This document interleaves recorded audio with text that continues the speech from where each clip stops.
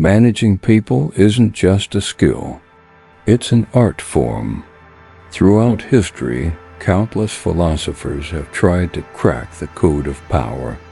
But one of them, the German pessimist Arthur Schopenhauer, proposed a formula so counterintuitive, it sounds ridiculous at first.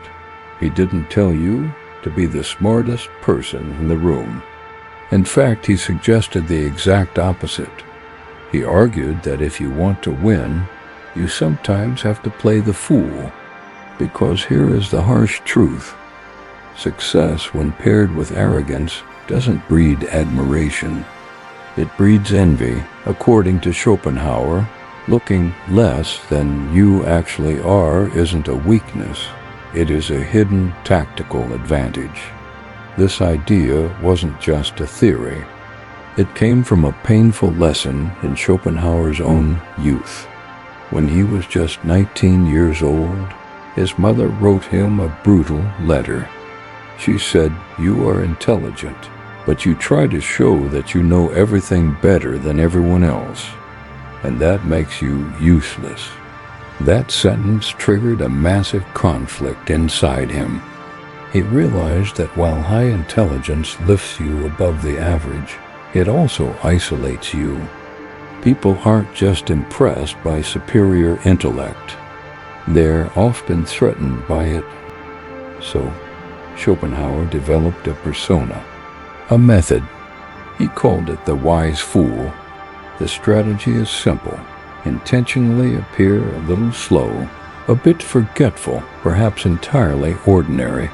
This is the art of surprise. Showing all your cards at the beginning is a rookie mistake, but staying in the background, observing, and revealing your strength only when it matters, that is mastery. History's greatest strategists knew this. Sun Tzu wrote in The Art of War, "All warfare is based on deception. When able to attack, we must seem unable. When active, we must seem inactive." This applies to your daily life too. In a meeting, a debate, or a casual conversation, the person talking the most usually holds the least power. Gandhi once said, "Speak only if it improves upon the silence." Schopenhauer believed that true leadership is knowing exactly when to shut up. Every group has that one person who never stops talking. But notice who gets the most respect. It's usually the one who listens. Being a wise fool doesn't mean being stupid. It means knowing when to speak, when to stay silent, and when to withdraw, as Plato put it. Wise men speak because they have something to say. Fools because they have to say something. The wise person listens, they observe. They turn every piece of information into a weapon, waiting for the perfect moment to strike with a calm voice that demands attention. This method is a superpower in relationships and business. Imagine a parent or a partner makes a mistake.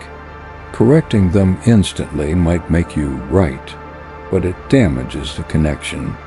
The wise fool plants the seed of the truth gently, letting the other person feel like they discovered it themselves. This is the art of guidance without bruising the ego. It's the same at work. Maybe you know your boss is wrong, but proving you are smarter than your boss usually doesn't make you a hero. It makes you unemployed. Sometimes, feigning ignorance is an act of kindness.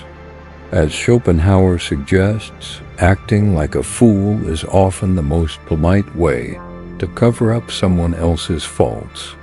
It prevents you from being that annoying know-it-all and protects the relationship. If you are truly intelligent, you don't need to shine under every single spotlight. Stepping back and showing vulnerability actually draws people closer to you. Eastern philosophy calls this hiding the light. The Tao Te Ching says, "The true sage wears coarse clothes but carries a jewel in his heart." Even Socrates used this. His famous irony, "I know that I know nothing," wasn't just humility. It was a strategy to make people realize their own contradictions. Schopenhauer realized that we care too much about what others think. We look for our value in their eyes. But true freedom begins when you stop needing that validation. Real influence is quiet. Hiding a friend's mistake is more valuable than pointing it out. Letting someone else feel like the winner is your actual victory. Think of it like a master letting a child win a game. The child feels like a hero, but the master controls the outcome. Some people celebrate success by shouting, but as George Lucas noted, the loudest person in the room is usually the weakest. Showboating is a sign of insecurity, not greatness. Humility is a silent power. So don't be afraid to play the role, because sometimes the truly smart ones look like fools at first. Right before they change everything.